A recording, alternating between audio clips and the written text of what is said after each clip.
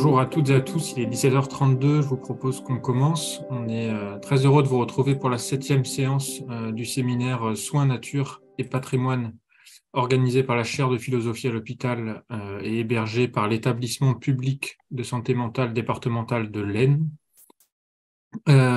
Pour cette donc 7e séance de séminaire intitulée Pour une écologie de l'engagement en santé comme catalyseur de la démocratie en santé, on voulait, comme toujours, vous proposer quelques mots d'introduction qui resituent cette séance dans la globalité du séminaire. Alors, cette séance, elle est importante parce qu'elle ouvre le 3e et dernier temps de notre séminaire. Pour rappel, le premier temps avait consisté à élaborer un paradigme commun à ces trois notions, soins, nature et patrimoine. Autrement dit, pourquoi on parle de ces trois notions conjointement dans ce séminaire, ce qui finalement revenait à sortir de ce que Edgar Morin appelle le principe de simplicité, c'est-à-dire sortir de cette façon de penser les choses qui tendent à disjoindre et à simplifier ce qui, au contraire, doit être pensé en interrelation et en globalité. Et donc, de ce point de vue-là, les enjeux écologiques et sanitaires doivent être abordés conjointement parce que c'est notre patrimoine commun et que ces trois notions s'éclairent mutuellement. Dans le deuxième temps de ce séminaire, on avait donc tenté de recenser quelques initiatives qui s'inscrivent dans cet agir ou ce penser global, que ce soit les jardins et l'art qui participent aux soins dans et en dehors des lieux de soins, mais également tout le soin que l'on peut apporter dans la façon dont un hôpital ou n'importe quel lieu de soins s'inscrit dans un territoire et toutes les interactions qu'il y a donc entre ce lieu et son extérieur.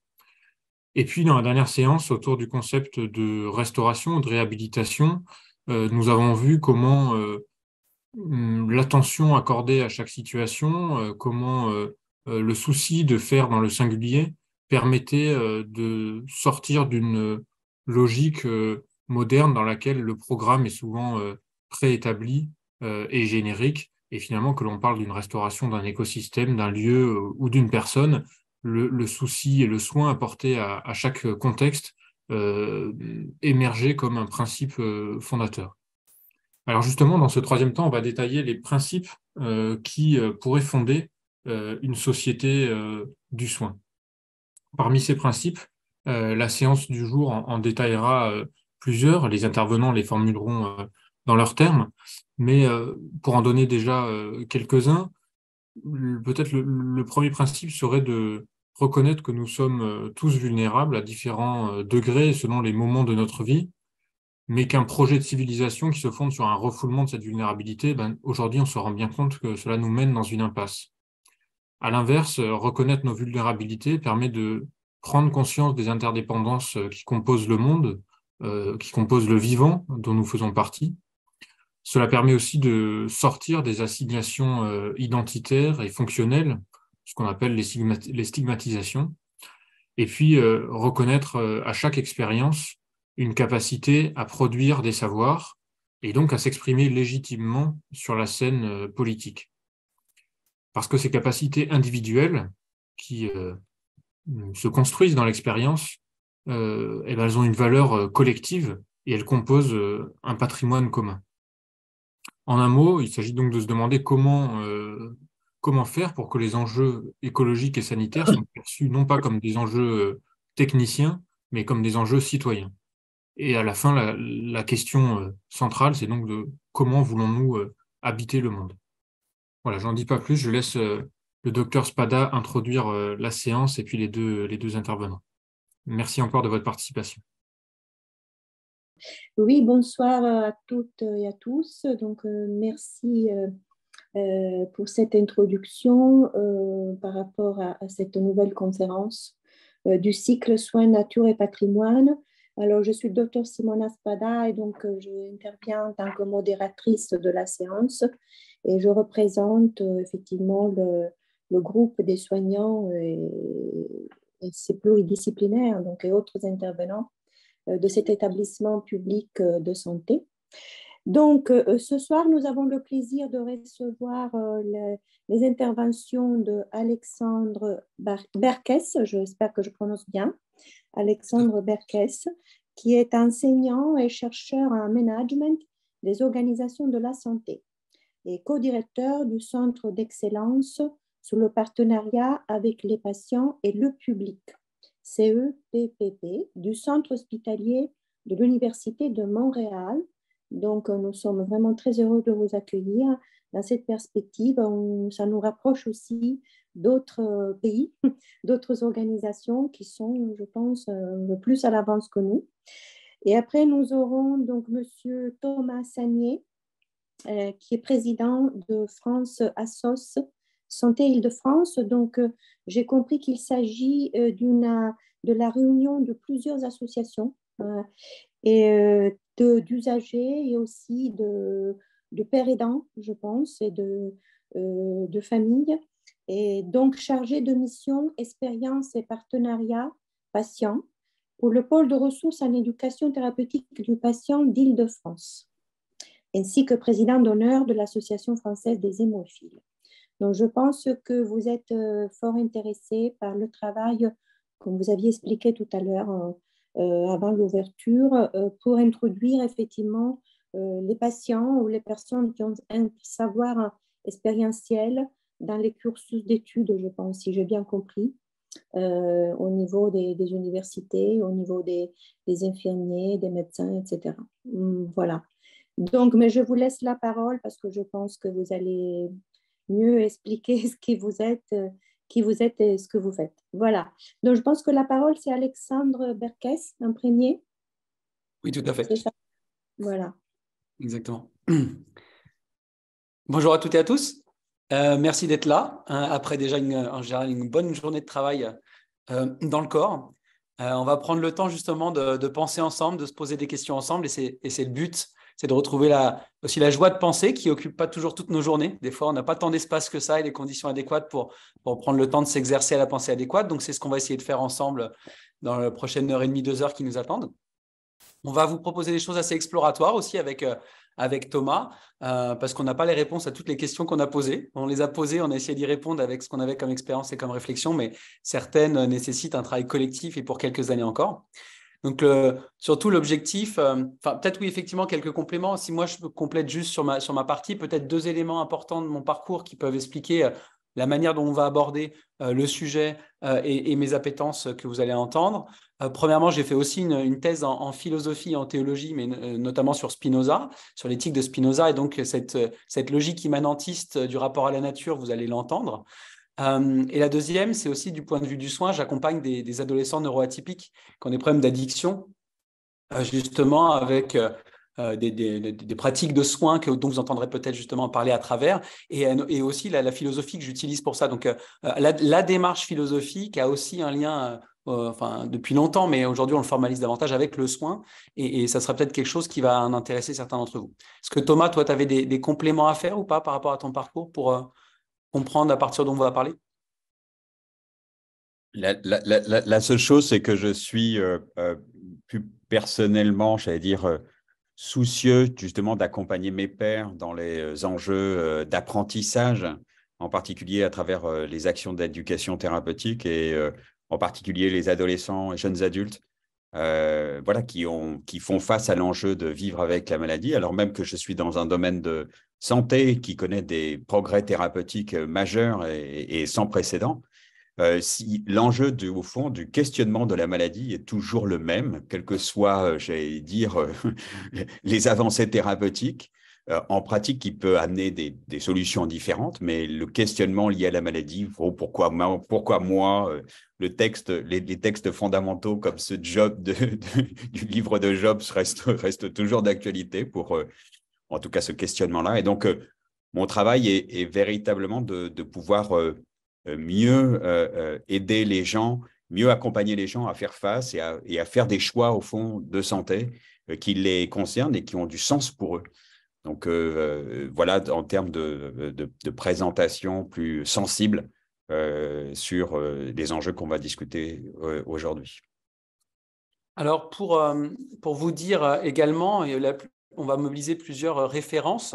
Le but, c'est d'ouvrir les chakras sur ces sujets-là, de montrer les liens qui sont à faire, mais après, ça va ouvrir plusieurs directions qu'on n'approfondira pas entièrement. Donc, on vous mettra aussi, au fur et à mesure, des articles qui vous permettront d'approfondir. Je vous mets un des premiers qui sera dans le chat, qui est une des références principales que vous verrez à travers le texte, qui a essayé d'introduire cette perspective écologique de la démocratie en santé.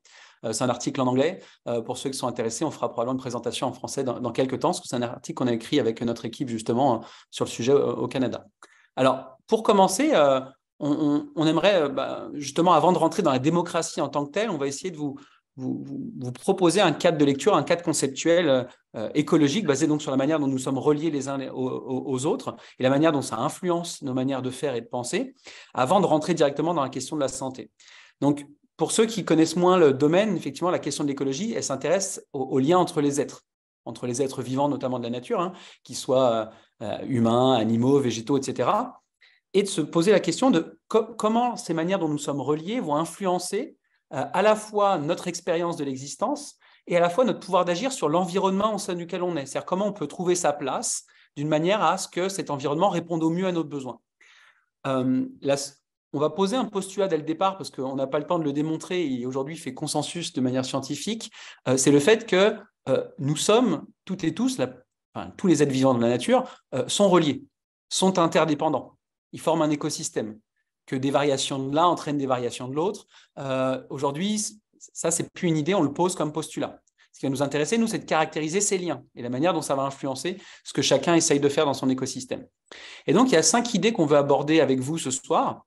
La première, c'est que ce que nous pensons et nous faisons au quotidien, dans le présent comme dans l'avenir, dépend de la manière dont nous sommes reliés et nous nous relions les uns aux autres. J'ai fait la différence entre nous sommes reliés et nous nous relions dans le sens où il y a une forme très déterminée qu'on subit, la manière d'être inscrit dans un écosystème. Et on va voir qu'il y a une marge de manœuvre de liberté qui fait qu'on peut travailler ces liens pour essayer potentiellement de les ajuster, de les aménager d'une manière à ce que ça corresponde plus à la manière dont on souhaite vivre. Un exemple assez simple, justement, par exemple, si on prend Spinoza, qu'on va voir à quelques moments ce soir ensemble, il nous dit que plus grande est la diversité des êtres avec lesquels nous sommes reliés, plus émancipatrice est notre capacité de penser et d'agir.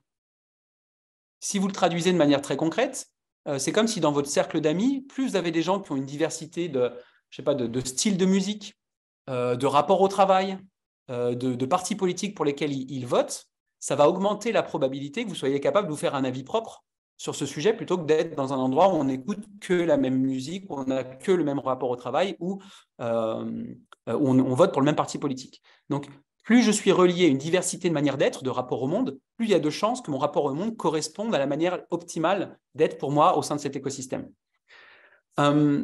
Deuxième idée, quand on tente de prendre soin de soi, ou de quelqu'un d'autre, une personne en situation de handicap, ou d'un proche, etc., on est pris dans des liens d'interdépendance extrêmement forts. On dépend du système de santé, de la disponibilité des professionnels de santé, du matériel, des médicaments.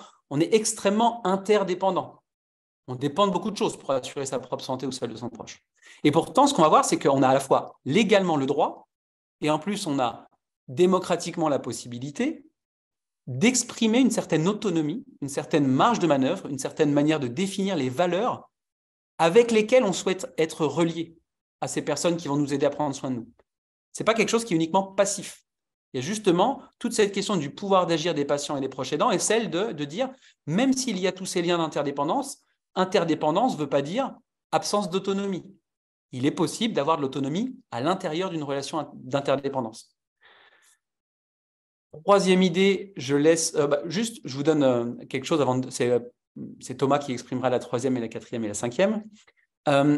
Justement, Spinoza le place, cette notion d'autonomie au sein de l'interdépendance, comme quelque chose d'extrêmement même contre-intuitif, c'est de dire au contraire, c'est parce que nous sommes reliés les uns aux autres qu'on est d'autant plus puissant pour agir sur les déterminations collectives, parce que si je me base uniquement, je vais prendre des gros mots, si je me base uniquement sur mon énergie, mon pouvoir d'agir individuel pour faire tomber le capitalisme, je ne vais pas y arriver demain.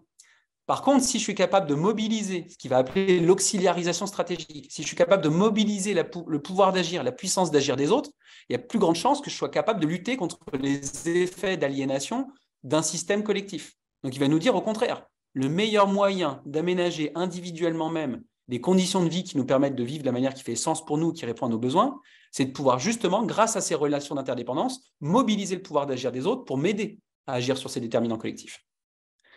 Thomas, je te laisse la main pour la troisième.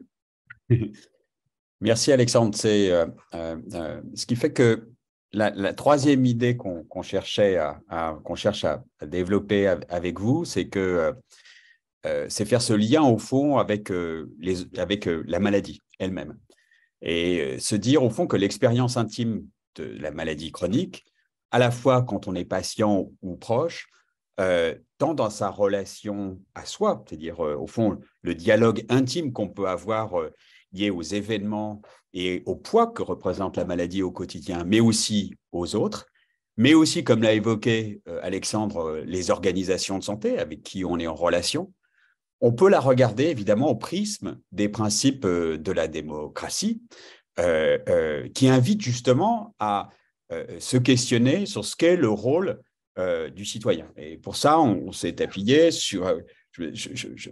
cette réflexion, elle est assez nourrie par un ouvrage de François Monconduit qui est « Devenir citoyen », édité en 2006, et qui justement invite à ce que nous ayons, mais on va y revenir un peu plus loin à un autre moment pour justement décortiquer ces enjeux démocratiques, qui nous invite à faire justement ce lien entre cette expérience individuelle et l'exercice et le pouvoir d'agir et le pouvoir que nous avons en tant que citoyens pour, j'allais dire, marquer le monde qui nous entoure. Et donc, questionner le rôle du citoyen et de son inscription à travers les membres, justement, de sa communauté de destin. Et en l'occurrence, pour une personne atteinte de maladie chronique, c'est son environnement proche, qui sont les familles, mais ça peut être aussi les mouvements associatifs s'il inscrit, mais aussi les professionnels de santé, évidemment, avec qui il est amené à interagir au cours de son parcours de santé. La quatrième idée, c'est que ces enjeux, justement, de l'émergence du citoyen, ils sont à la fois politiques, ils concernent l'efficacité du système de santé et puis ils ont un réel rôle pour, j'allais dire, améliorer, ils ont un sens et un impact pour améliorer les pratiques de soins et d'organisation des soins. Alors politique parce que il y a eu pour illustrer ça, c'est évidemment la lutte qu'il y a eu pour la reconnaissance de la place, de la dignité de groupes sociaux qui sont traditionnellement stigmatisés, c'est-à-dire de manière générale les malades, mais évidemment les personnes atteintes de troubles de santé mentale, les minorités, les personnes qui vivent avec le VIH, etc. Et dont les besoins d'ailleurs de santé sont soit peu, soit mal couverts. Et ces groupes-là qui peuvent avoir justement l'expérience d'un sentiment de ne pas faire partie, de mal faire partie, ou d'être relié d'une manière, alors on peut employer entre guillemets impuissantisante, qui ne permet pas, j'allais dire, de pleinement exprimer, c'est-à-dire son pouvoir d'agir par rapport aux membres de l'écosystème de santé. Donc il y a un enjeu là de stigmatisation effectivement de ces catégories de population qui est un enjeu fondamentalement politique. Le deuxième qui intéresse, et d'ailleurs fondamentalement politique parce que aussi, il a véritablement été, ce point de vue-là a été un des éléments moteurs, j'allais dire, de l'émergence justement des mouvements associatifs qui se sont justement, j'allais dire, qui se sont levés, j'allais dire, qui ont là trouvé une réelle raison d'agir vis-à-vis de leur écosystème. Le deuxième point, et qui est aussi très intéressant, c'est-à-dire, c'est pas simplement poser au fond et de marquer au fond son existence, mais c'est aussi de dire que les citoyens peuvent participer à l'efficacité du système de santé. C'est face au fond à certaines problématiques de santé, comme les maladies chroniques, on sait déjà que les usagers jouent justement un rôle premier d'acteurs de leurs propres soins. Ils développent des moyens d'agir, des capacités à agir justement au quotidien. On sait que, j'allais dire, sur un parcours de ville, la part, j'allais dire, où intervient le patient lui-même, il est obligé de prendre des décisions de santé qui le concernent, est évidemment très largement supérieure en termes de temps versus les professionnels versus les professionnels de santé. Au fond, les professionnels de santé, ils ne peuvent pas agir seuls. Ils sont aussi contraints, j'allais dire, à une interdisciplinarité. Et puis, les usagers partenaires aussi peuvent jouer un rôle majeur dans les soins, comme on peut prendre un exemple qu'on prendra tout à l'heure, ceux des patients ressources en éducation thérapeutique. Donc, on voit bien que les personnes atteintes de maladies chroniques, les usagers peuvent jouer un rôle, j'allais dire, pour améliorer le système de santé. Et puis, il y a un enjeu évidemment d'amélioration aussi des pratiques de soins et d'organisation des soins, mais aussi d'enseignement, de recherche. Et le partenariat, comme on vous le présentera tout à l'heure, en intégrant, j'allais dire, la perspective, l'expérience et les savoirs des patients, leurs valeurs aussi, constitue au fond une boucle comme une boucle de rétroaction par le retour justement d'expérience pour améliorer le système en général, mais aussi pour nous assurer que le système répond bien à leurs besoins et que collectivement, on répond bien aux besoins des patients et des usagers du système de santé. Donc, et pour la cinquième idée, j'ai envie de te laisser la main, Alexandre, c'est sur justement la mobilisation des personnes. Voilà. Alors, ce qu'on se rend compte, c'est que ces liens, donc, qui nous caractérisent tous, on est tous pris de manière assez intrinsèque dans ce magma de liens d'interdépendance. On voit que dès qu'on essaye de les travailler, dès qu'on veut les étudier, dès qu'on veut savoir comment les modifier, quand on est soi-même pris là-dedans, c'est un peu compliqué. Et souvent, de ce fait-là, ce qu'on voit, c'est que dans la démocratie en santé, on va le voir, un des meilleurs moyens, en tout cas un de ceux qu'on utilise le plus aujourd'hui parce qu'il fait sens et parce qu'il a les résultats adéquats, c'est qu'on a souvent besoin de quelqu'un d'autre. On a souvent besoin d'un tiers de confiance qui nous aide à prendre du recul, comme dans une psychothérapie, on a souvent besoin de ce tiers médiateur qui nous aide à sacraliser un moment, à prendre un temps dans un agenda comblé, très dense, et avoir la tête dans le guidon au quotidien. On a besoin d'une excuse pour sacraliser un moment au sein duquel on va pouvoir prendre ce recul réflexif pour se rendre compte dans quel type de magma d'interaction on est pris.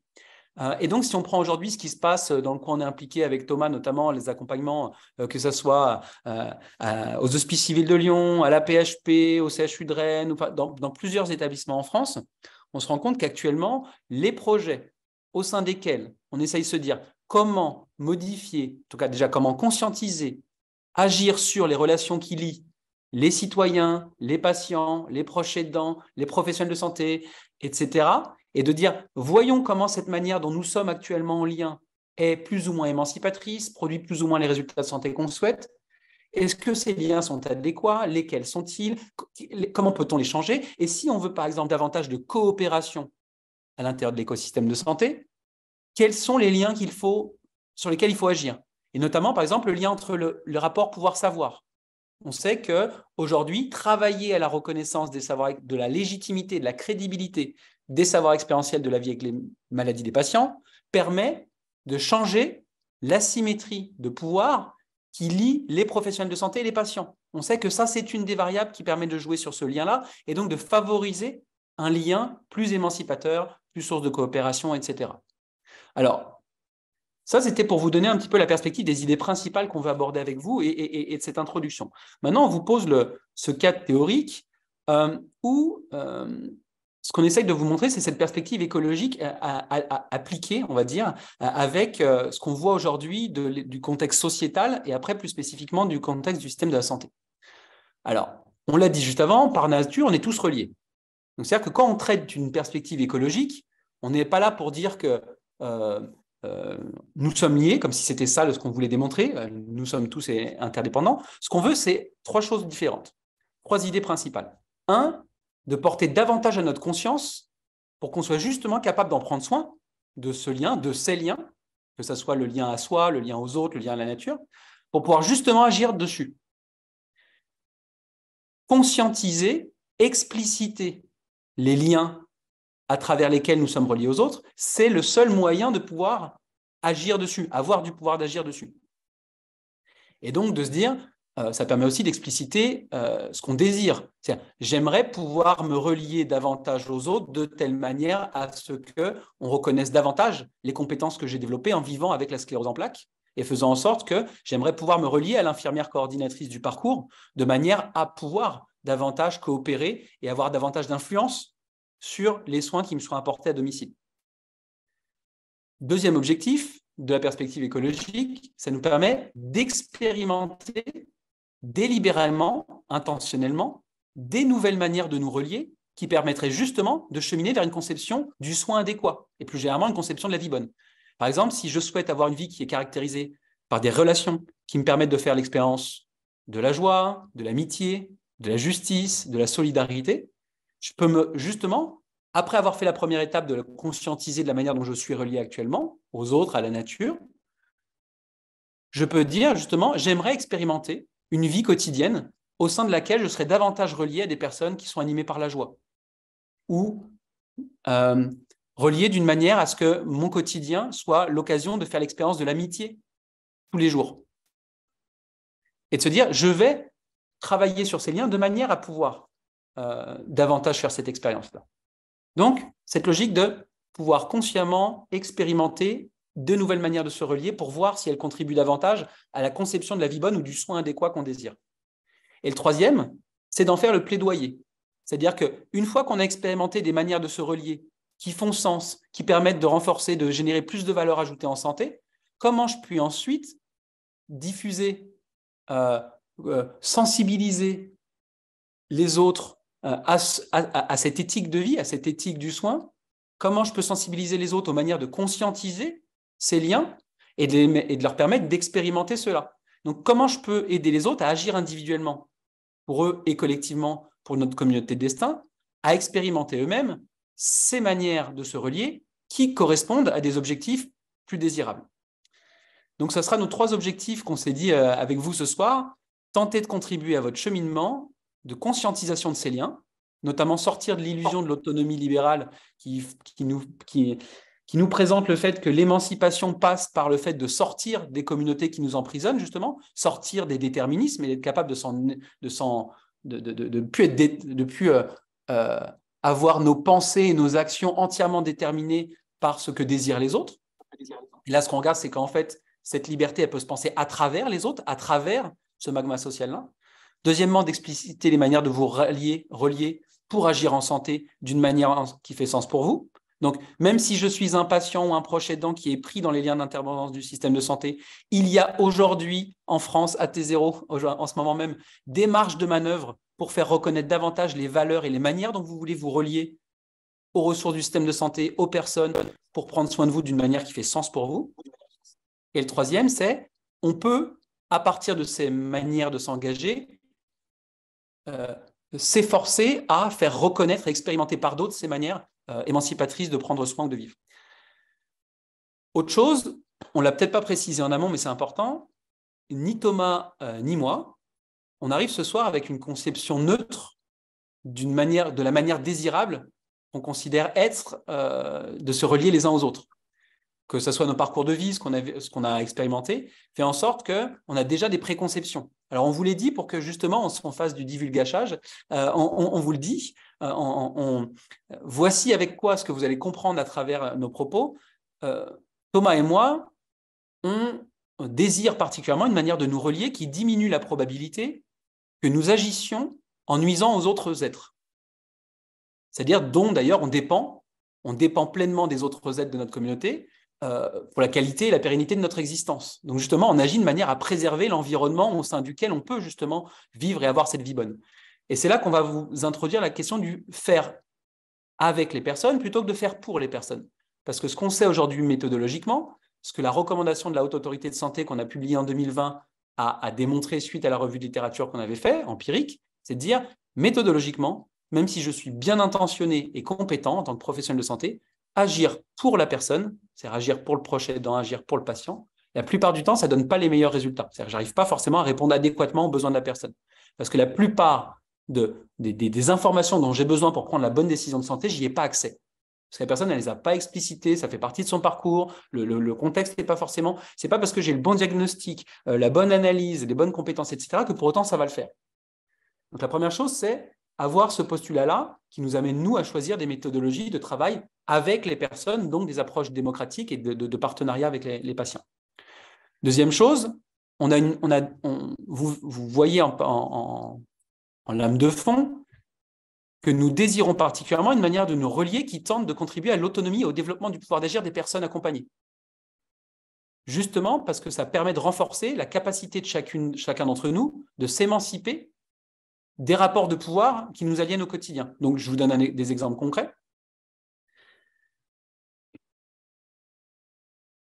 Quand on parle de prise en charge dans le système de santé, justement, c'est une approche qui vise à répondre au temps T, aux besoins de la personne.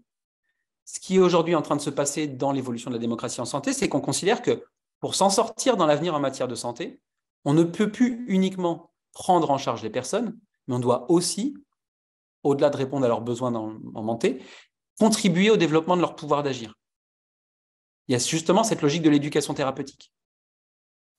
Et que de ce fait-là, quand on agit en santé, quand on agit dans un contexte de santé, l'objectif est de contribuer au développement du pouvoir d'agir de la personne sur sa santé.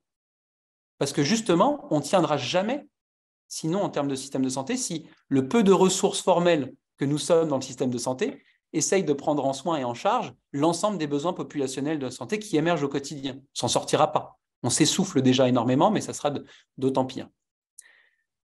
Thomas, tu avais un exemple d'ailleurs, je pense que tu as dit tout à l'heure, peut-être sur les ados, sur les programmes d'éducation thérapeutique.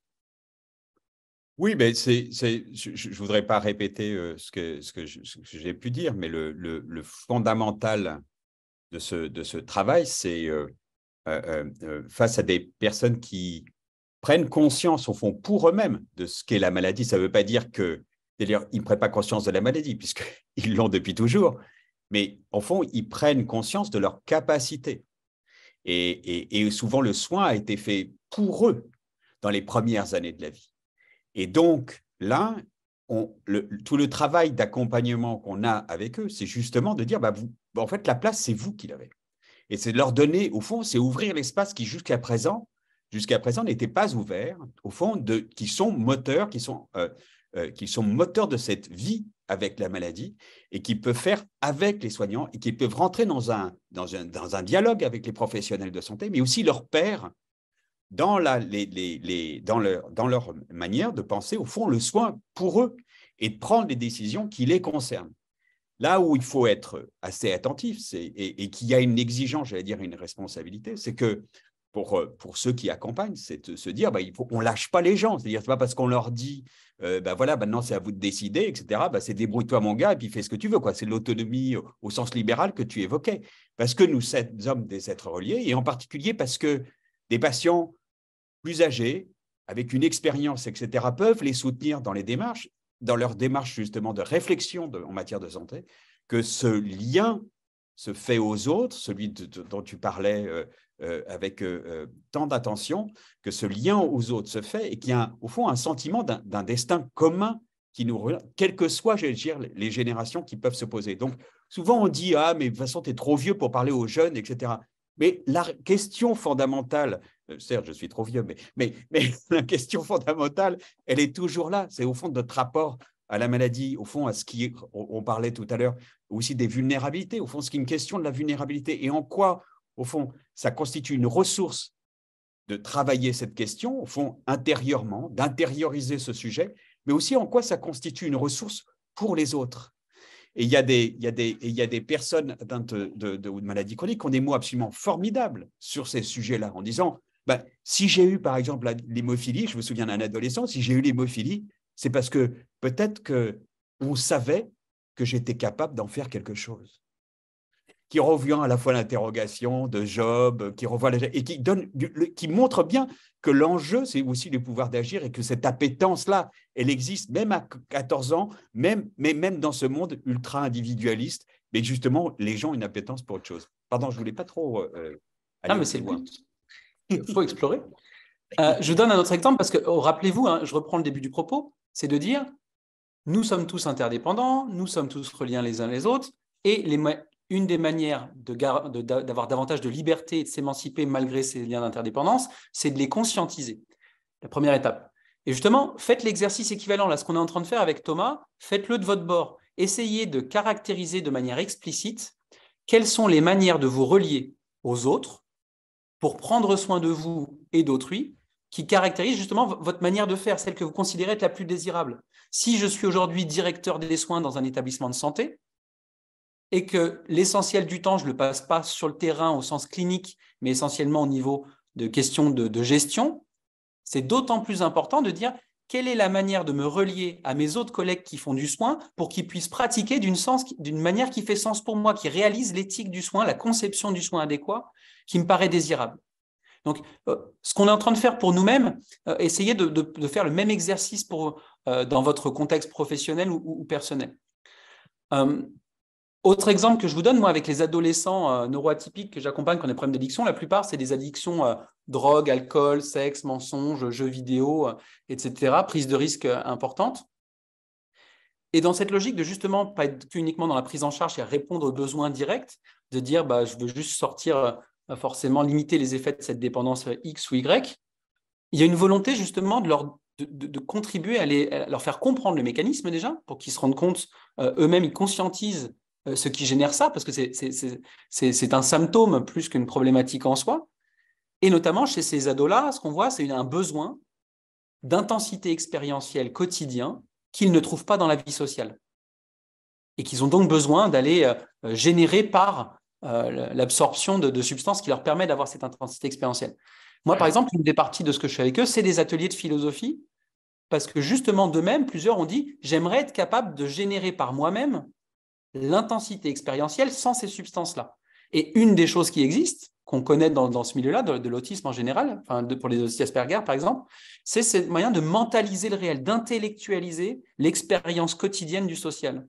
Et notamment, ça ne marche pas pour tous, mais une partie d'entre eux disent justement, moi, ça m'aide à développer ma capacité, mon pouvoir d'agir au quotidien sur générer, en mentalisant, en intellectualisant les relations sociales, au travail, amicales, etc., la source d'intensité expérientielle que j'ai besoin, parce que mon seuil n'est pas le même que les autres, statistiquement, et justement, je vais pouvoir diminuer mon besoin des autres addictions pour lesquelles, en fait, je suis totalement dépendant, au sens de si je n'ai pas la substance en face de moi, je n'arrive pas à générer cette intensité expérientielle. Alors que si c'est ma capacité moi-même à mentaliser ce qui m'entoure et l'expérience que je fais du monde à n'importe quel moment, je suis capable d'être beaucoup plus autonome malgré ces déterminations avec lesquelles je suis totalement dépendant. Donc, vous voyez, c'est pour vous montrer cette notion, même dans le soin. On n'est pas qu'à l'échelle de la démocratie en santé au sens institutionnel, c'est que ça se joue également à l'échelle du soin. Peut-être qu'aujourd'hui, Thomas, je te laisse faire la dernière sur. Ouais. On est toujours sur les manières, au fond, de nous relier, mais avec là, au fond, cette idée qu'on a déjà abordée tout à l'heure et qu'on va approfondir ensuite, au fond, qui renforce, et je pense que c'est très important, qui renforce, au fond, notre réflexion sur la démocratie. Pourquoi ? Parce que très souvent, on imagine assez peu, au fond, que cette expérience du soin, cette expérience dans le monde de la santé, au fond, est une manière, au fond, il faut que j'arrête avec au fond, est une manière de penser, au fond, sa place de citoyen pleinement. Et au fond, parce que la maladie interroge notre rapport au monde et les relations, elle interroge non seulement soi-même, ses capacités, mais aussi la manière dont le monde et notre environnement, au fond, est en capacité de réagir avec nous. Je suis désolé pour ce tic de langage, au fond, que je prends toutes les donc, pardonnez-moi pour cela. Donc, il y a une réflexion sur la démocratie, tant, j'allais dire, sur le plan de la philosophie politique, des organisations, des statuts, des droits, et on verra que le droit des patients est évoqué, je veux dire, tous ces éléments-là, en termes d'organisation, comment elles sont pensées, en termes de droits individuels et collectifs, en termes de statut des malades, des représentants des usagers, etc., que d'une philosophie morale, et qui est une philosophie dans laquelle je vois j'ai un rapport sans aucun doute plus aigu entre l'intérêt personnel et l'intérêt collectif. Et parce que, tout simplement aussi, parce que j'ai une nécessité de prendre en compte, au fond, ce qui est l'enjeu des organisations de soins et comment c'est pensé par exemple, pour moi, générer le meilleur soin possible. Je dois mettre en place des stratégies pour essayer d'être le plus dans mes relations avec les organisations de soins, que ces organisations de soins me donnent le meilleur d'elles-mêmes. Donc, mon job, c'est en tant que patient, c'est d'identifier au fond, j'allais dire, ce rapport à la fois à l'individu, en l'occurrence moi, et ce qu'est l'ordre collectif, au fond, ce qui a été construit et pensé par d'autres.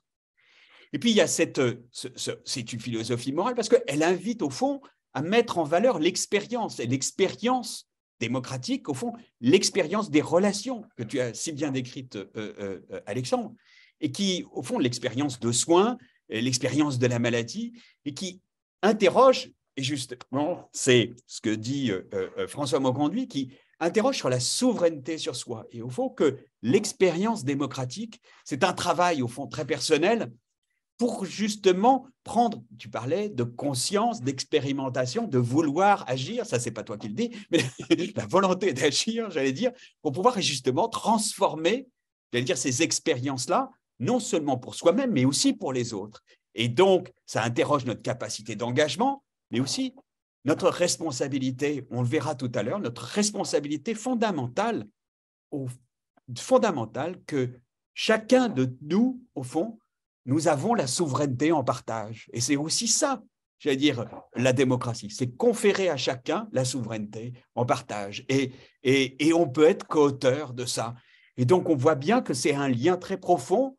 Tu as décrit les premiers liens. Celui-là est plus, j'allais dire, macro, plus en relation, mais ça tire tout le fil jusqu'à nous. De la pensée, j'allais dire, organisationnelle de ce qu'est la démocratie, jusqu'au fond, comment on peut être démocrate pour soi et dans son environnement. Voilà. Alors, si vous écoutez tout ça, vous pouvez vous dire que ça a l'air simple, mais c'est à la portée.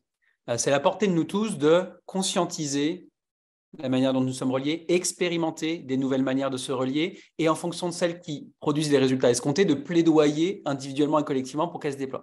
Ce qu'on voit, c'est qu'on a en revanche pas mal d'observations aujourd'hui qui nous montrent qu'on a beaucoup de barrières à faire advenir ces manières de se relier-là. On le voit avec les enjeux environnementaux.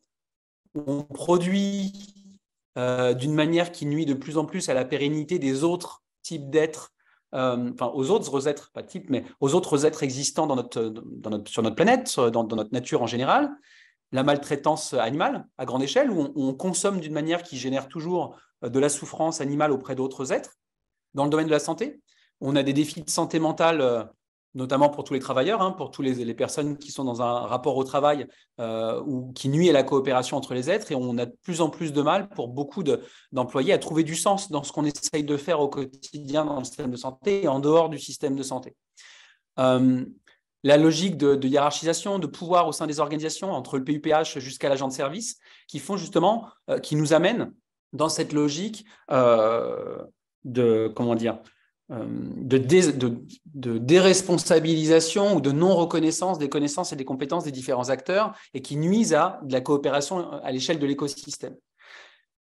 Dans les autres obstacles, on vous en donne 4-5, les outils technologiques. On sait très bien aussi que les outils technologiques peuvent capter notre attention dans des directions très particulières et rendre difficile un type d'attention à d'autres manières de se relier. Il y a un ouvrage qu'on a lu il n'y a pas longtemps avec Thomas, de Geoffroy Lagagneri, justement, dont on avait parlé, où on disait la place de l'amitié aujourd'hui. Justement, cette logique-là, où les personnes, grâce à ces outils technologiques, ont de plus en plus de mal à consacrer leur attention à ce qu'ils pourraient considérer comme étant plus souhaitable pour eux à court terme, à moyen terme, à long terme, mais où il y a une concurrence d'attention très difficile contre laquelle lutter. Vous voyez qu'on ne rentre pas, je vous prends un exemple que je prends souvent avec des étudiants qui sont plus jeunes parce qu'ils connaissent plus l'utilisation de Tinder, mais la manière dont on rentre en relation avec une personne, quand je ne sais pas, on la croise dans un sentier de randonnée, tout le monde se dit bonjour quand on se croise en randonnée, dans la forêt, etc. Mais dès qu'on se croise à Paris ou dans une grande ville, il n'y a plus personne qui se dit bonjour quand ils se croisent. De la même manière, autant sur une plateforme de réseaux sociaux et de rencontres, on va peut-être des fois ne plus répondre à la personne qui ne correspond pas à nos besoins.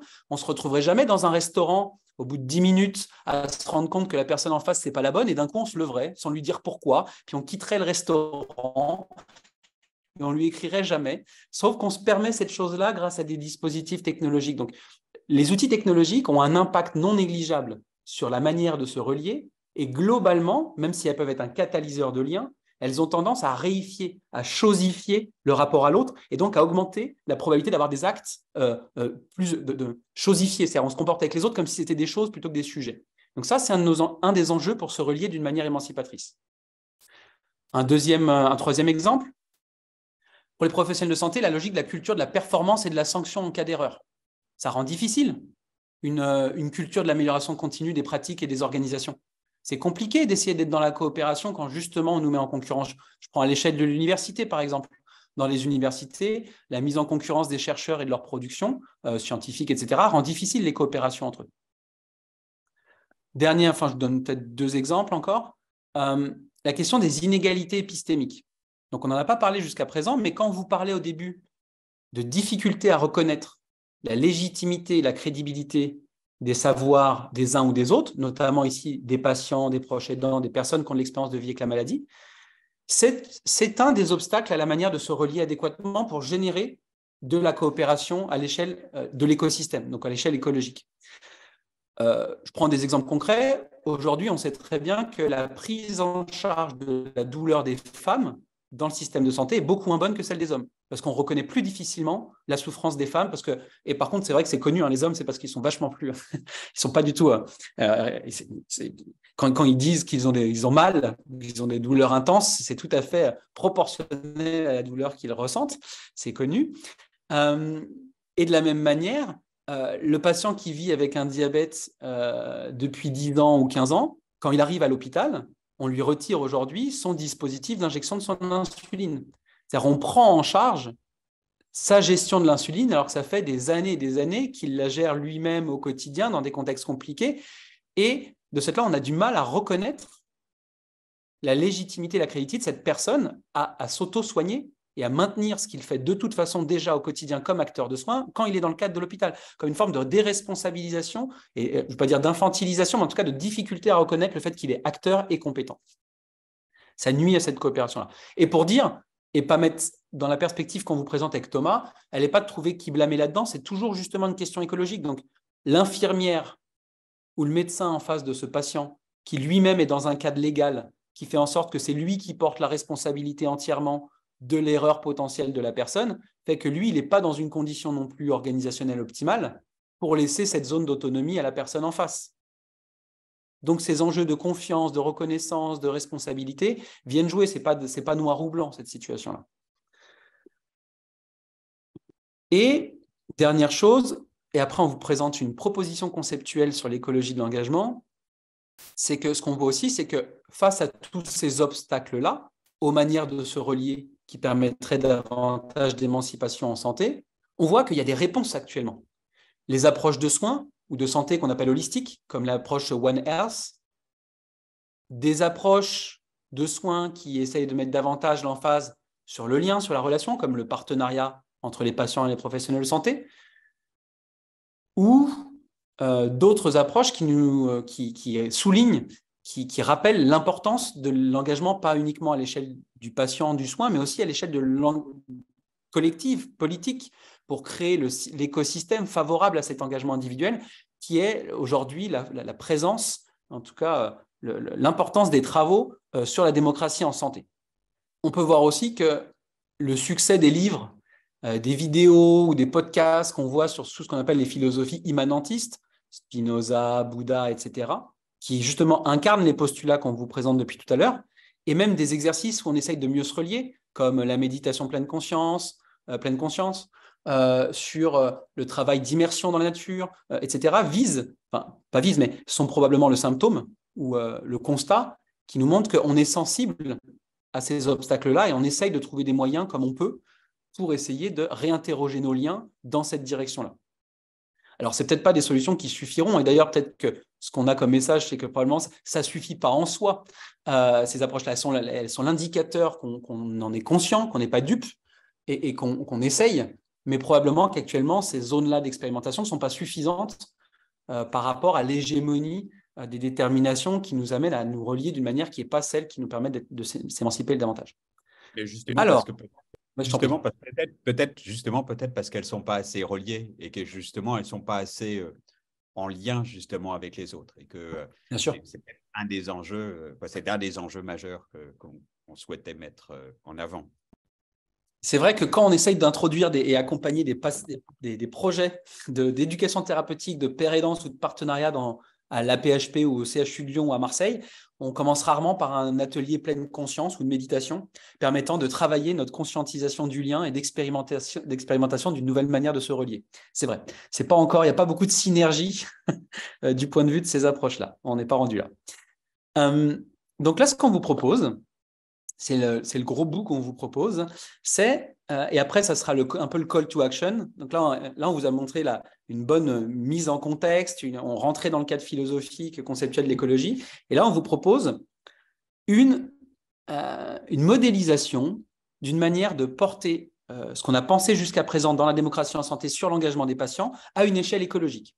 C'est-à-dire de penser au-delà il y a le système de santé, il y a des patients à l'extérieur et des citoyens, puis on essaye de voir comment les faire rentrer là-dedans. On essaye d'élargir ça à un cadre plus large et on va essayer de vous présenter ce cadre-là qui reste un cadre pour l'instant conceptuel. Donc, vos interrogations, ce que vous allez voir qui ne fait peut-être pas sens pour vous, etc., c'est à partir de ça qu'on va pouvoir affiner un petit peu ces propositions. Donc, n'hésitez pas, tout ce qui ne fait pas forcément sens à la pratique ou même du point de vue des idées, n'hésitez pas à le challenger. Donc, cette écologie de l'engagement, c'est celle de l'article que je vous ai partagé juste au départ, qui a été écrit avec Antoine Boivin, qui est médecin de famille, médecin généraliste au Québec. Donc, je ne vous ai pas dit, mais je suis franco-canadien et l'équipe avec laquelle je travaille est une équipe québécoise. Antoine Boivin est titulaire de la chaire de recherche du Canada sur l'engagement des patients. Vincent Dumez, qui est patient partenaire et qui est à l'origine du mouvement du patient partenaire au Québec et qui est co-directeur du centre d'excellence sur le partenariat avec les patients et le public, et Geneviève Castonguay, qui est chercheuse postdoctorale à cette chaire-là. Alors, 4-5 piliers de ce modèle écologique de l'engagement. La première, c'est que, comme tout système vivant, l'écosystème de la santé, il est ouvert, vivant et évolutif, c'est-à-dire que ses composantes sont actives. On est toutes et tous ceux qui sont dans cette communauté, dans cet écosystème, ils sont tous actifs. Il n'y a pas de gens passifs et d'autres qui agissent pour. On est toutes et tous des acteurs de santé. Chaque jour, chaque heure, chaque citoyen, chaque personne vivant sur ce territoire écoute son corps, prend des décisions en santé, qu'elles soient conscientes, inconscientes, évalue ce qui est bon pour lui ou moins bon pour lui, essaye de s'en sortir d'une situation où ça n'a pas l'air d'être bon pour lui. Et nous sommes toutes et tous des acteurs de santé. S'il y a une dichotomie entre actifs et passifs, entre acteurs formels de la santé et acteurs informels, par exemple entre les professionnels de santé et les patients, ce n'est pas une différence de nature, c'est avant tout un acte politique. C'est une espèce de ligne tracée qu'on a décidé socialement de mettre entre des acteurs qui sont par exemple des professionnels formés, qui ont un diplôme, qui font ça dans le cadre d'un système bien défini, versus d'autres qui le font en dehors. Et c'est quelque chose qui est assez commun, ce n'est pas propre à la santé.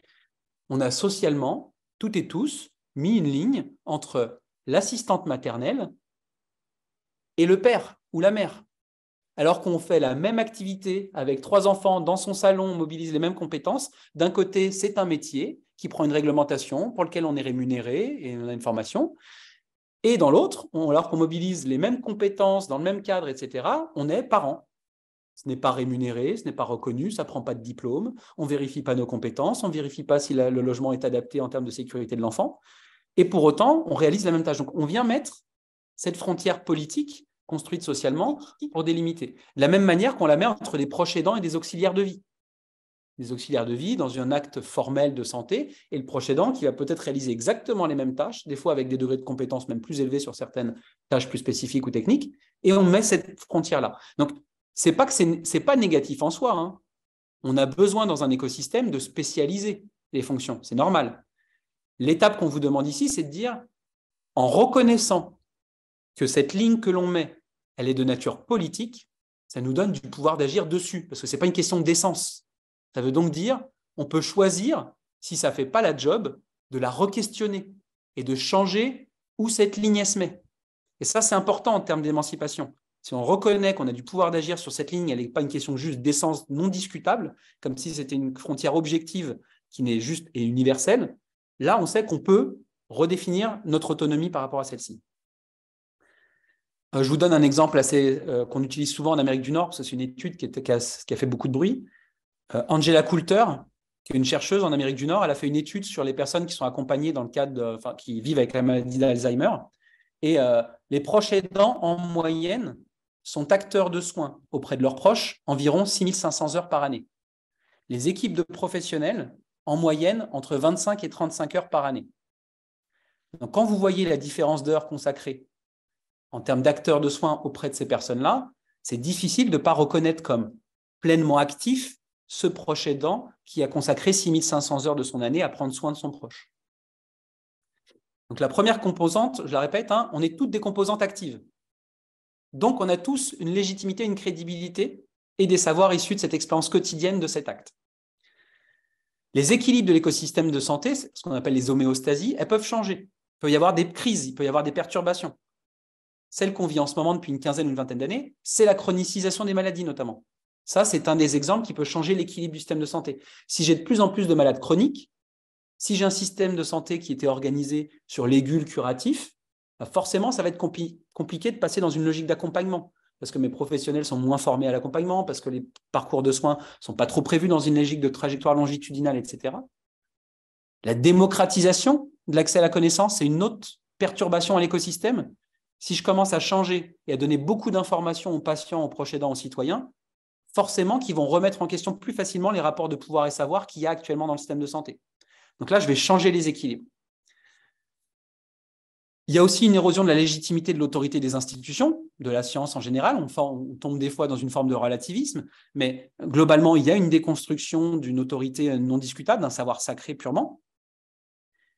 Et ce qu'on voit arriver comme autre changement dans l'écosystème de la santé, c'est l'émergence de ce qu'on a appelé tout à l'heure les usagers partenaires, mais qu'on n'a pas défini, c'est-à-dire les représentants des usagers, les patients partenaires, les membres d'associations, les médiateurs de santé pairs, c'est-à-dire ces fameux acteurs actifs de l'écosystème qu'on n'avait pas vraiment vus sur le radar avant, qui pourtant font du soin, qui pourtant agissent pour la santé, et qu'on se rend compte que dans la nouvelle configuration de l'écosystème de santé, ils ont une valeur ajoutée plutôt pas mal, voire essentielle pour réussir à tenir l'équilibre du système de santé. Et donc, on commence petit à petit à reconnaître formellement leur rôle, leur utilité, à leur donner les conditions pour le faire correctement, parce qu'on se rend compte que l'écosystème de la santé ne tient pas sans l'action quotidienne des groupes d'entraide mutuelle en santé mentale, du travail des bénévoles associatifs pour accompagner les soins palliatifs, etc., etc. Troisième caractéristique, l'écosystème de la santé, comme tout écosystème d'êtres vivants, il se comprend par la manière dont ces liens se caractérisent. Et là, je vais vous partager mon écran pour vous montrer 4 modélisations de la nature de ces liens entre les acteurs du système de santé. Alors, attendez. Est-ce que vous voyez l'écran ? Tout le monde voit le dessin juste ici ? Ouais. Alors justement, ce que vous voyez ici comme schéma, c'est un schéma qui permet de voir le degré d'engagement des acteurs du système de santé. Notamment, ici, on prend spécifiquement, d'un côté, les acteurs communautaires, les citoyens, les patients, les proches aidants, et de l'autre côté, les professionnels, directeurs d'hôpitaux, médecins, infirmières, aides-soignants, cadres supérieurs, personnes qui sont dans les institutions, etc. Ce qui est intéressant ici, c'est qu'en gros, on voit que la plupart des acteurs, enfin, pas la plupart, mais en fait, les acteurs peuvent être soit dans des positions d'opposition à l'autre communauté, en n'arrivant plus à rentrer en lien, à part par rapport de pouvoir très direct et frontal, jusqu'à une logique où on réussit à créer un lien qui permet de coopérer, parce qu'on arrive à justement conscientiser ensemble la manière dont on agit dans le système de santé. Ce qui est intéressant dans ce schéma, c'est 2 choses. Premièrement, que plus on est proche d'une manière de se relier entre acteurs du système de santé qui est caractérisée par le co-leadership, la co-construction et la co-imputabilité, c'est-à-dire ce que vous voyez au milieu, ce qui s'appelle le partenariat, c'est-à-dire plus c'est co-leadé de cette manière-là, plus vous produisez de la valeur ajoutée en santé. Deuxièmement, plus vous voyez, il y a un côté communautaire et un côté professionnel, justement, c'est plus la densité, l'intensité et la diversité des manières de se relier est importante, plus cet engagement va être solide dans le temps. Alors là, on va vous montrer, juste après, le fait que l'autre dimension qu'il faut prendre en compte, je vais peut-être vous le mettre en plus gros, je ne sais pas si vous voyez suffisamment, c'est le mieux que je peux faire. Ce qu'apporte le modèle de Montréal, ce qu'on a conceptualisé avec les collègues de l'autre bout de l'Atlantique, c'est le fait que ces questions de l'engagement des patients et des proches aidants et des citoyens en général, elle est importante de se voir à plusieurs niveaux. Et c'est là que la perspective écologique commence à rentrer. C'est qu'il y a 3 niveaux. Le niveau micro, à l'échelle individuelle, par exemple, être dans le soin. Donc, quel est le niveau d'engagement d'une personne en situation de handicap dans la définition de son plan d'accompagnement? Je peux être au niveau méso, à l'échelle de l'organisation du système de santé, de cet écosystème. Vous voyez, c'est la 2e couche. Et je peux être au niveau macro, la 3e couche. C'est au niveau des politiques publiques, la HAS, la ARS, le ministère de la Santé. C'est-à-dire toutes les décisions du système de santé qui vont avoir un impact sur les manières de travailler dans les services, travailler dans les associations, avoir des traitements, etc. Là où on fait un lien depuis tout à l'heure, c'est que à chacun de ces niveaux-là du système de santé, le niveau d'engagement des acteurs de santé va influencer les relations. Je vous donne un exemple. Vous voyez ici, il y a 3 types de relations. Il y a les relations qu'on appelle bonding, c'est les relations où on essaie justement de créer du lien ensemble, de s'agréger les uns aux autres. Donc, par exemple, entre patients, vous voyez, ça, par exemple, le bonding, il est du côté gauche, c'est entre patients, entre membres de la communauté. Donc, pensez à des associations de patients. De l'autre côté, pensez à des associations de professionnels, des associations qui essayent de se mettre ensemble. Et ce que ce schéma nous dit, c'est que quand on veut faire du bridging, vous voyez au milieu l'espèce de pont qui ressemble au pont Jacques-Cartier de Montréal, c'est volontaire. Si vous voulez favoriser le lien entre les professionnels et les patients, forcément, une partie de la force du lien qu'il y a au sein de chacune des communautés va influencer cette capacité à rentrer ensemble. Si vous avez totalement crinqué, comme on dit au Québec, les patients entre eux en amont, vous les avez fait se réunir 12 fois pour définir leur projet stratégique pour l'établissement, et de l'autre côté, pareil avec les professionnels, le bridging, il va être un peu compliqué. Si dès le départ, cette capacité, si vous avez renforcé tellement ces liens qui gluent les gens ensemble et qui font monde commun, et que vous leur laissez beaucoup de temps pour sédimenter ce lien-là, ça peut rendre plus difficile le moment où on va essayer de faire coopérer ces acteurs-là ensemble. Ça ne veut pas dire que c'est impossible, ça ne veut pas dire que ça ne se fait pas et que ça n'existe pas. Ce qu'on montre juste, c'est, d'un point de vue écologique, quand tu renforces certains types de liens, ça peut rendre plus compliqué l'émergence d'autres types de liens. Exemple, dans les soins, quand vous avez une accompagnatrice à la naissance, ce qu'on appelle une doula au Québec, en France, je pense qu'on laisse accompagnatrice, plus les parents ou la mère qui va accoucher a créé un lien très, très, très fort avec son accompagnatrice à la naissance pendant des semaines et des mois avant, et qu'elle arrive dans un service où des fois elle ne connaît pas, ou elle a vu qu'1 ou 2 fois le gynécologue obstétricien, le lien qu'elle a créé extrêmement fort là-dedans va des fois rendre compliqué, quand ce n'est pas une accompagnatrice à la naissance qui travaille avec le service, le travail interprofessionnel et interdisciplinaire lors de l'accouchement. Alors que d'autres équipes choisissent dès le départ de dire on va avoir une accompagnatrice à la naissance libérale avec qui on travaille dans le service de manière à justement qu'elle ait déjà un lien avec nous dans le service, qu'elle connaisse déjà un peu notre monde, et elle va effectivement travailler ce lien-là aussi avec la patiente, mais on ne viendra pas sur un lien qui s'est agrégé de cette manière-là et qui rend compliqué de tisser un autre lien à ce moment. Donc la proposition de l'écologie de l'engagement, elle continue avec, je vous montre par la suite, le fait d'ajouter 3 dimensions.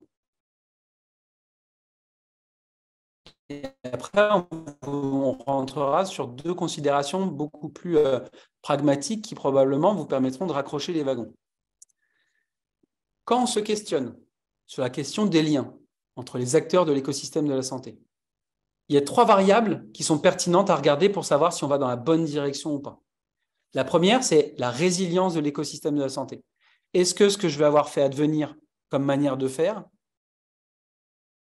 ça permet la pérennisation, une évolution positive et une adaptation du système? Je vous donne un exemple concret. Est-ce que vous m'entendez toujours? Vous êtes tous figés. Non, tu m'entends, Thomas, encore? Nickel.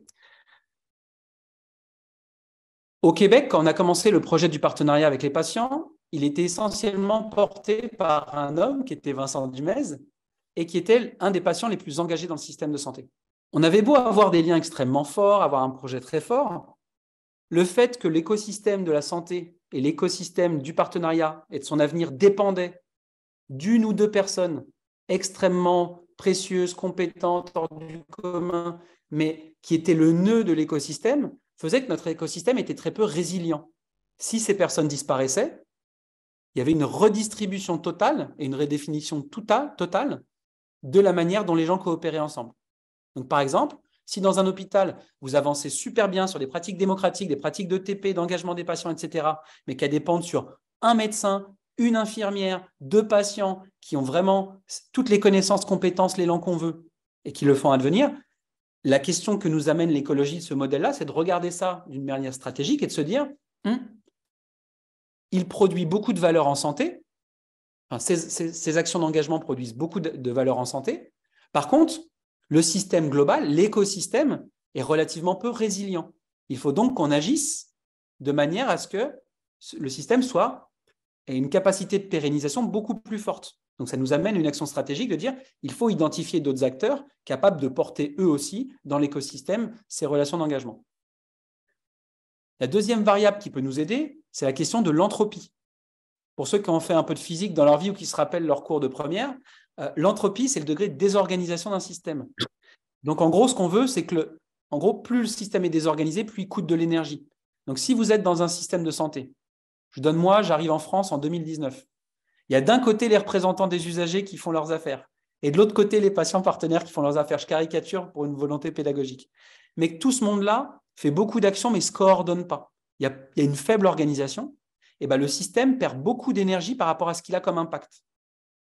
On sait très bien que des coopérations entre représentants des usagers et patients partenaires, aujourd'hui, génèrent beaucoup plus de manière synergétique, en travaillant ensemble, beaucoup plus de valeur ajoutée que si chacun fait de son bord et même, des fois, va nuire à la représentation des usagers en faisant du partenariat patient ou inversement. Troisième variable, c'est l'équité dans la distribution des ressources. Justement, c'est de se rendre compte de la manière dont on permet à certains de s'engager versus à d'autres.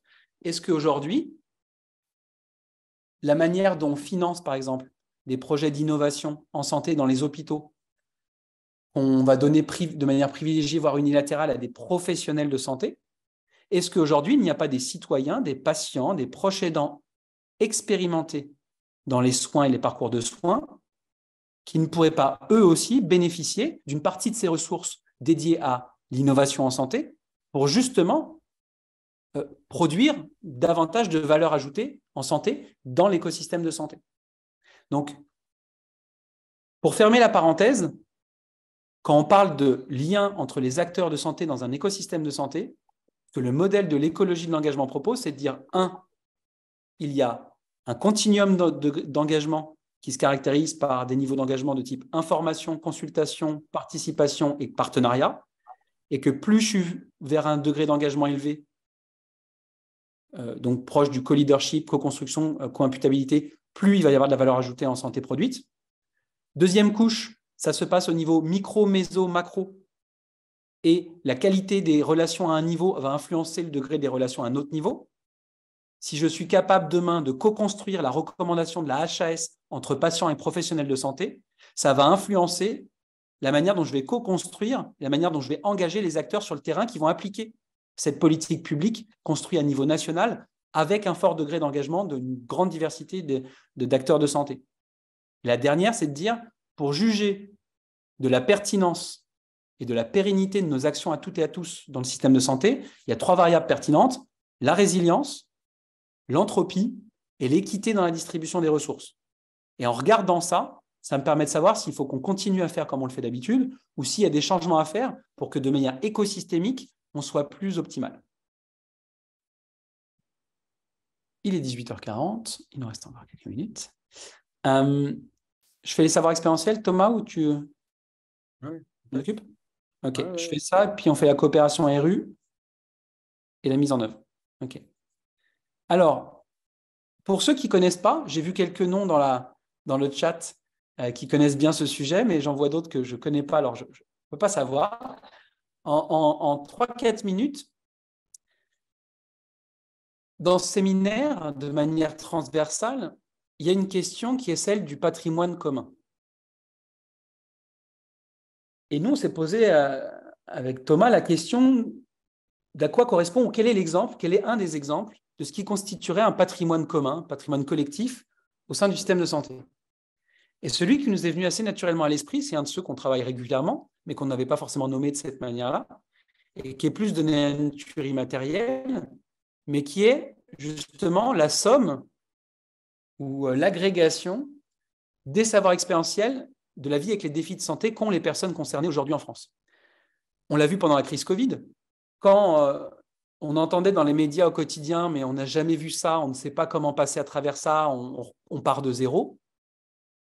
C'était justement nier le patrimoine commun qu'on a construit pendant des dizaines et des dizaines d'années et qui justement portait et sédimentait des grandes quantités de savoir pour faire face à une bonne partie des défis dont vous avez preuve avec la Covid-19. Quand on se demandait, je vous donne un exemple concret, quand on se rend compte 6 mois, 1 an et demi après que les gens ont des enjeux de santé mentale à rester cloîtrés chez eux et à pas aller souvent au travail, à pas beaucoup socialiser, etc., il y a de nombreux patients qui, dans leur parcours de vie, ont eu à rester à domicile pendant de très longs mois, voire pendant des années, et qui avaient appris sur comment adapter, quoi faire au quotidien comme type d'activité pour conserver, préserver sa santé mentale. Il y a plein d'associations qui avaient déjà explicité ces savoirs-là. Et on avait du mal, en tant que système de santé, à être capable de mobiliser ce patrimoine commun, justement au service de la santé et de la démocratie en santé. Alors, il y a une chercheuse en France qui s'appelle Olivia Gross, qui est titulaire de la chaire de recherche de l'engagement des patients à l'Université Sorbonne Paris-Nord, et qui a fait sa thèse en sciences de l'éducation sur justement cette notion de savoir expérientiel. Et elle a produit une taxonomie, c'est une forme de catégorisation des types de savoir expérientiel. Alors, on vous fait comme ça une petite carotte géologique, on rentre un peu en profondeur sur celui-ci, parce que c'est vraiment, cette notion de patrimoine commun est très illustrative avec les savoirs expérientiels. En gros, ce que nous dit Olivia, c'est que tout le monde, tous les êtres vivants ont des savoirs expérientiels issus de l'expérience de la vie au quotidien et des défis qu'on en fait. Des défis qu'on va vivre à l'école, des défis qu'on va vivre dans sa vie de couple, et aussi des défis qu'on vit pour sa santé. L'enjeu, ou pas l'enjeu, mais la variable à considérer, c'est que ce n'est pas parce qu'on devient très fort au quotidien à savoir parler adéquatement à son médecin généraliste pour générer le type de coopération qu'on veut pour prendre soin de soi, que pour autant, ces savoirs expérientiels, ils sont explicites. Ce n'est pas parce que j'arrive à les mobiliser systématiquement, avec efficacité et que ça fonctionne, que pour autant, je suis capable de les identifier, de les nommer, de les caractériser. Et c'est ça qui permet d'augmenter le levier en termes de patrimoine commun. On a tous et toutes des grandes quantités de savoir expérientiel, et pour autant, la plupart d'entre nous, on a très peu explicité ces savoirs-là. C'est fait qu'on a plus de mal à contribuer au patrimoine commun en essayant de les mettre en ligne, d'écrire dessus, de les mobiliser pour ses pairs, etc. Et donc, ce que montre Olivia, c'est qu'il y a 2 choses qu'on peut faire avec les savoirs expérientiels. La première, c'est que justement, on peut faire un travail d'explicitation des savoirs, et que c'est d'une technique qui existe et qui est à la portée de beaucoup de monde, où on peut justement essayer d'accompagner des pairs. Vous êtes dans une association de patients qui vivent avec la sclérose en plaques, par exemple. Il y a des techniques qu'on maîtrise bien en psychologie aujourd'hui, et il n'y a pas besoin des psychologues pour les maîtriser, qui permettent d'accompagner des personnes expérimentées à mieux nommer, mieux expliciter ce qu'ils ont appris à travers leur parcours. Et ça a un intérêt non pas de recherche, c'est l'intérêt principal, c'est que si vous explicitez davantage vos savoirs expérientiels, vous augmentez votre pouvoir d'agir sur votre santé. Vous comprenez mieux qu'est-ce que vous faites quand vous essayez de susciter de la coopération avec les autres acteurs de la santé pour prendre soin de vous. Donc, première chose, si on veut augmenter le patrimoine commun qui nous permet de prendre soin de nous tous et toutes et de nourrir la démocratie en santé, travailler chacun d'entre nous et pour autrui à expliciter nos savoirs expérientiels, c'est un fort levier de pouvoir, c'est un fort levier de développement de notre pouvoir d'agir sur le sujet. Deuxième chose qu'elle nous montre, Olivia, c'est que le savoir d'un patient n'est pas toujours uniquement singulier et subjectif. Et le savoir d'un professionnel n'est pas systématiquement objectif et universel. Et déconstruire cette idée, c'est extrêmement important dans une logique écologique, parce que si on considère qu'il n'y a que d'un côté des savoirs sacrés, celui des professionnels, et de l'autre côté que des savoirs profanes, celui du patient, on est dans une forme d'inégalité de reconnaissance de la pertinence des savoirs des uns et des autres, qui fait en sorte qu'on n'arrive pas à coopérer ensemble. Il y a beaucoup de barrières à cette coopération, parce qu'on ne trouve pas l'autre légitime et crédible. Et donc, ce qu'elle nous montre, c'est que pour augmenter le patrimoine commun, alors elle n'utilise pas ce mot-là, mais je vous le traduis dans le fil conducteur d'aujourd'hui, si on veut augmenter notre patrimoine commun pour la santé, il faut mutualiser, socialiser nos savoirs individuels avec ceux des autres, avec nos pairs. Plus je partage avec mes pairs les savoirs issus de mon expérience, plus je vais être capable de dissocier dans ces savoirs-là ceux qui sont propres à mon parcours que à celui d'Alexandre, 37 ans, dans cette situation, aux éléments qui sont totalement communs à toutes les personnes qui vivent avec la sclérose en plaques ou le diabète. Et donc, vous voyez qu'avec ces deux leviers qu'on vous présente, un, expliciter mes savoirs issus d'expérience, et deux, aller chercher des savoirs d'un degré de généralité, d'universalité plus élevé, parce que comme je les ai socialisés avec les autres, que j'en ai parlé avec les autres, j'ai été capable de comprendre quels sont parmi ces savoirs ceux qui sont communs à un grand nombre de personnes, et bien là, je viens de contribuer au développement d'un patrimoine commun immatériel extrêmement important, qui va donc nourrir la démocratie en santé et augmenter notre pouvoir d'agir sur notre santé. Je vous encourage à lire l'article que je vais vous mettre dans le chat et qui s'appelle « Caractéristiques des savoirs des patients et liens avec leur pouvoir d'agir d'action ».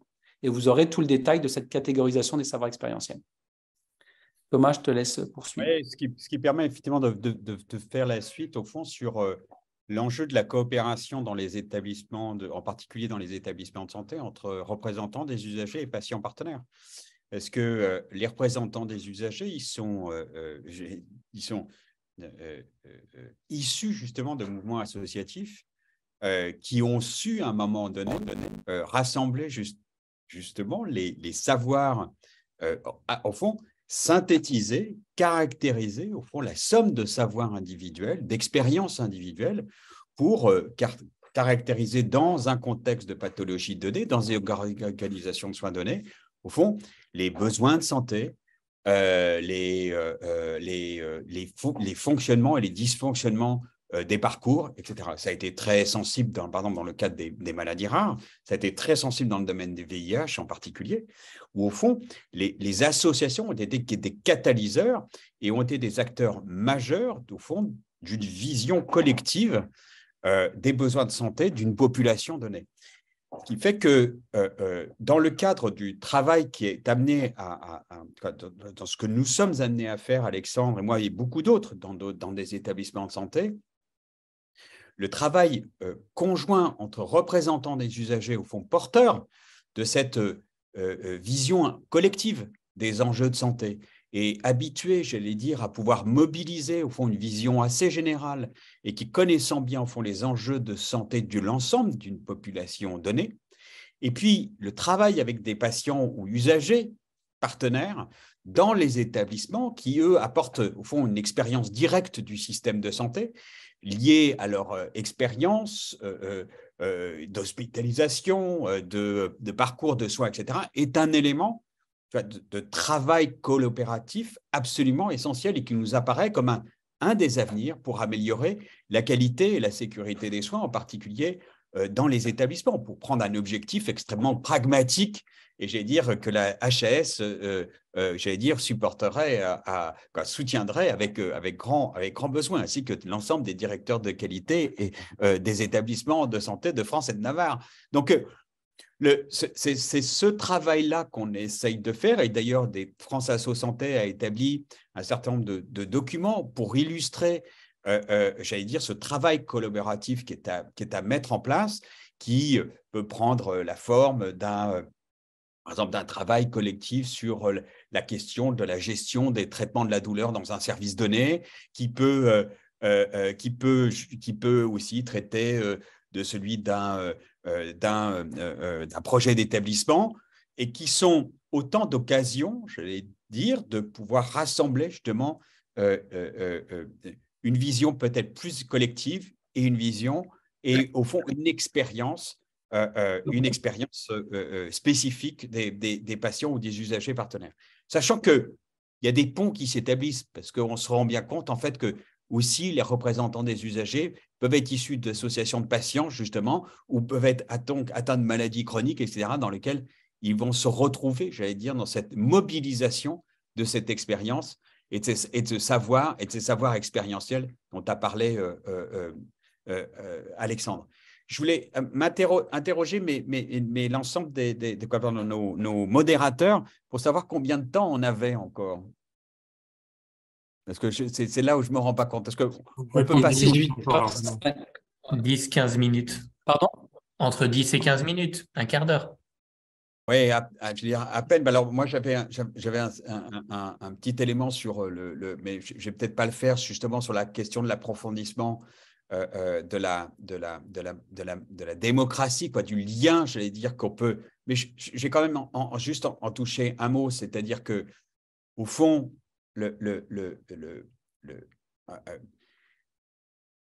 et pourquoi je fais le lien entre la démocratie représentative portée par les représentants des usagers et la démocratie participative, c'est-à-dire portée par les patients et les usagers partenaires, c'est que,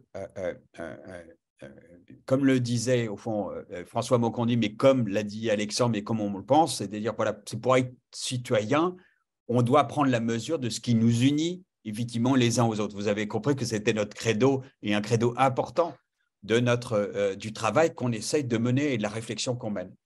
Mais ce que rajoute au fond un élément, que rajoute François Maucondy, en particulier sur l'enjeu de la démocratie, il dit il importe que chacun ait intériorisé au fond le sens de la démocratie qui nous unit les uns les autres. Et il parle de principe de réciprocité. Voilà. Au fond, être citoyen, c'est une exigence existentielle et pas simplement morale. Et on l'est au fond sujet, on est à la fois sujet de soi-même, et si on est sujet de soi-même, on l'est inséparablement d'une société à laquelle on appartient. Donc, nous en sommes collectivement responsables.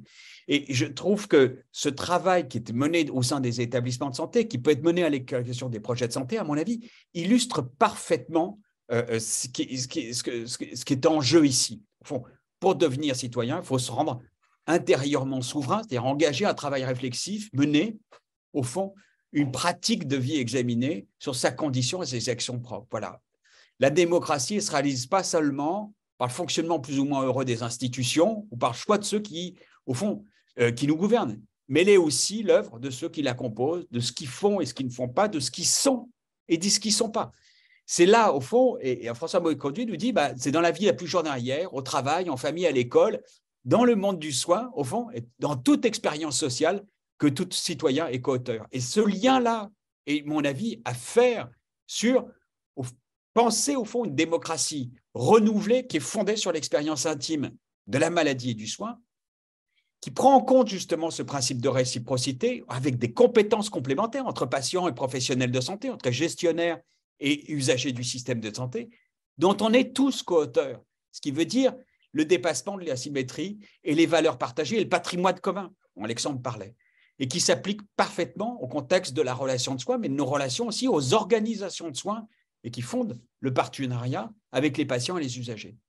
Parce que ces derniers, par l'expérience de la maladie, en relation avec les soignants et les organisations, ils peuvent utilement contribuer à l'amélioration des pratiques et des organisations et devenir co-auteurs de ces dernières. Voilà. Et les pratiques de partenariat, justement, elles permettent à ceux qui ne sont pas les représentants des usagers, donc la démocratie représentative, de contribuer. Tout citoyen, en fond, qui a une expérience de soins des établissements de santé, dans les établissements de santé ou ailleurs, dans les établissements de santé, par l'application ou au quotidien, dans les villes, etc., dans les centres de santé, etc., par l'application de méthodes de travail adaptées, coopératives, ça c'est ce qu'on appelle la démocratie participative, peut participer au bien commun qui est la préservation et la continuité du système de santé. Alors pour ça, il y a des stratégies de mise en œuvre à mettre en place, et dans le temps qui reste, moi je vais aller peut-être trop rapidement à vos yeux, parce que, évidemment, après avoir posé les concepts, on aimerait être aussi disert et avoir souvent le temps, mais souvent, on ne prend pas le temps, justement, de ça. Mais vous pourrez vous référer à un certain nombre d'articles, j'en mettrai un en particulier développé par le pôle du ressources éducation thérapeutique, qui décrit au fond des méthodes opératoires, des méthodes d'appui permettant à la fois d'identifier les équipes et puis des acteurs volontaires et de susciter des envies d'agir en partenariat, d'agir au plus proche des besoins des acteurs professionnels et usagers pour avoir un réel impact sur des pratiques de soins, mais avoir aussi un impact sur la qualité de vie au travail, et puis en se nourrissant, et qui aura l'idée, évidemment, c'est en développant ces pratiques de partenariat, ça aura une influence sur l'impact attendu qu'on pourrait avoir pour l'expérience patient. Au fond, en mettant en place ces actions de partenariat, on va plus loin et on peut permettre d'améliorer l'expérience patient. Alors, elle suppose d'avoir une démarche pas à pas.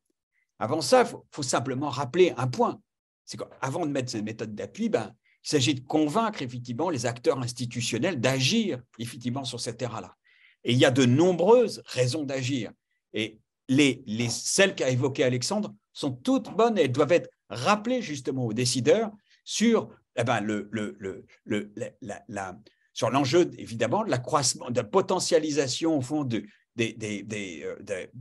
l'efficacité au fond des organisations sanitaires en intégrant effectivement les usagers du système de santé, en intégrant au fond, en créant des espaces de travail qui permettent justement cette boucle de rétroaction dont on a pu parler tout au long de notre travail, donc de notre présentation. Donc au fond, travailler en usagers et professionnels de santé, c'est une démarche qui est pas à pas pour accompagner ceux qui veulent se mettre en place. Et la notion, alors le pôle parle de la tiercisation, la notion de tiers, au fond, permettant d'accompagner, au fond, les démarches, parce que souvent, je me permets de poursuivre le propos qu'a mis en avant Alexandre, au fond, l'asymétrie entre usagers du système et professionnels de santé, au fond, qui est une représentation en termes, j'allais dire, de contribution aux soins de manière générale, mais qui est une représentation, eh bien, elle doit être, c'est plus facile, évidemment, quand elle est portée par un tiers qui aide justement à déconstruire des représentations des uns et des autres pour en construire en se fondant sur des valeurs, une expérience commune pour améliorer, au fond, non, alors là, en l'occurrence, ce ne serait pas le système de santé, mais une organisation des pratiques de soins, parce qu'une équipe a dit, par exemple, on n'est pas bon, on ne sait pas comment faire pour que les personnes atteintes de diabète viennent à nos sessions d'éducation thérapeutique, on n'est pas bon parce que les patients nous disent que on a des pratiques de soins qui vont à l'encontre de la dignité de la personne, qui portent atteinte à la dignité parce qu'on fait des gestes qui sont jugés comme étant, touchant à l'intimité et on n'arrive pas, on a des nombreuses plaintes et réclamations, mais on ne sait pas comment faire. C'est là où faire venir des patients, des usagers, évidemment, peut être utile pour construire. Ou alors, on a un système on a un espace d'urgence qui est très compliqué et qui ne favorise pas le dialogue, on a de nombreux conflits, etc. Comment est-ce qu'on peut travailler ensemble pour résoudre cette question ? Voilà, les tiers peuvent aider justement à impulser, donner à voir et donner envie, au fond, à travailler ensemble.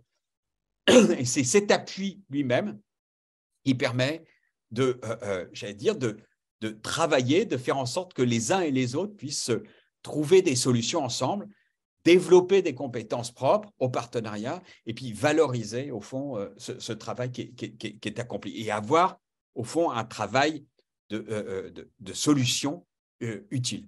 Voilà, je vais m'arrêter là parce que autrement, tu n'auras pas assez de temps sur ce qu'on voulait faire, le call to action. Voilà. Merci Thomas. Je mets juste la référence qu'on a dit de Olivia dans le chat. Alors, effectivement, on va terminer là-dessus. On vous 2-3 points sur qu'est-ce qu'on peut faire avec tout ça. C'est-à-dire, si on veut se relier les uns aux autres dans notre écosystème de santé, peu importe où on est dans l'écosystème de santé, reconnaissant qu'on est tous acteurs de la santé, d'une manière où on veut se relier d'une manière où on veut catalyser la démocratie en santé, c'est-à-dire la répartition de la reconnaissance et de l'exercice du pouvoir d'agir sur la santé.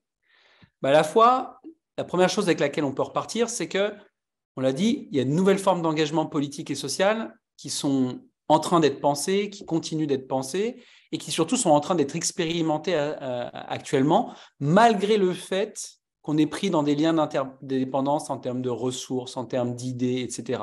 Et donc, si vous connaissez l'expression, on dit « il existe des liens qui libèrent ». C'est-à-dire qu'il y a des manières d'être liés qui libèrent. Et de ce fait-là, aujourd'hui, se lier en tant que professionnel de santé à, par exemple, des usagers partenaires comme les patients partenaires, les représentants d'usagers, les membres d'associations, dans des projets de partenariat avec eux, c'est-à-dire de co-construction, de co-leadership et de co-imputabilité, permet notamment, et c'est ce qu'on observe au quotidien, et c'est ce que la littérature scientifique nous montre de manière sur la base des preuves, logique empirique, nous montre que c'est une des solutions d'augmentation de la résilience, de l'entropie et de l'équité dans la distribution des ressources du système de santé. 2 voies d'action que vous pouvez mettre en place. Une qui est connue pour ceux qui, pour plusieurs philosophes, c'est l'éthique des vertus. C'est-à-dire, face à un système tellement complexe en termes d'interaction que notre entendement humain n'est pas capable d'appréhender tout ce qu'il faudrait faire pour faire advenir ce qu'on veut faire advenir, il y en a qui considèrent par humilité qu'il faut commencer déjà à se comporter de manière à incarner les valeurs soi-même à chaque action qu'on a. C'est-à-dire de se dire, je ne suis peut-être pas capable de savoir s'il faut que j'aille à l'ARS, à la HS, voir mon directeur, faire une publication, faire une nouvelle formation, aller sur le territoire, aider les personnes dans telle situation. Déjà, commencer à dire, si c'est ce type de manière de se relier au monde, à soi et aux autres que tu veux voir émerger à l'échelle collective, commence à chacune de tes interactions à incarner cette manière de se relier. Donc ça, on peut tous et toutes, ce soir, faire cet exercice d'expliciter la manière de nous relier à soi-même, aux autres et au monde, qui fait sens et qui contribue à faire émerger la manière de prendre soin qui, pour nous paraît désirable, et de se dire comment je l'expérimente et surtout comment j'incarne cette manière-là à chacune de mes interactions, à chaque moment où je me relie consciemment avec les autres. Ce qui n'empêche pas quand même d'essayer la perspective stratégique et de se dire, est-ce que j'ai des leviers collectifs que je peux mobiliser pour faciliter ça?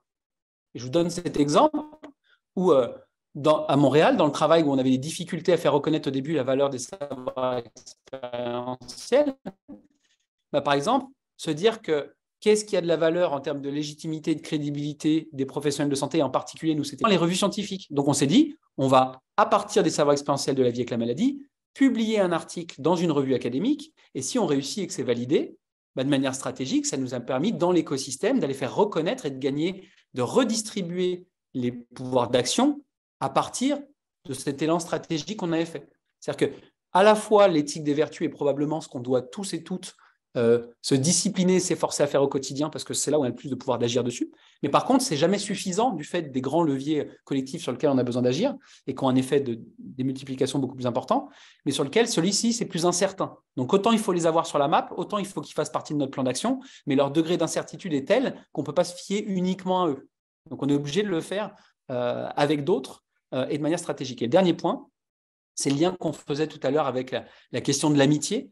Et de ce fait-là, on vous encourage aussi, toutes et tous encore, à entretenir au quotidien des relations, notamment celles d'amitié, c'est-à-dire celles qui sont basées sur des causes communes, des objectifs communs, une forme de communion, qui ont une forme extrêmement éthique et politique et qui est souvent un espace qui permet de penser l'action collective, qui permet de penser l'action politique. Et penser ce type de relation peut se faire même à travers le travail.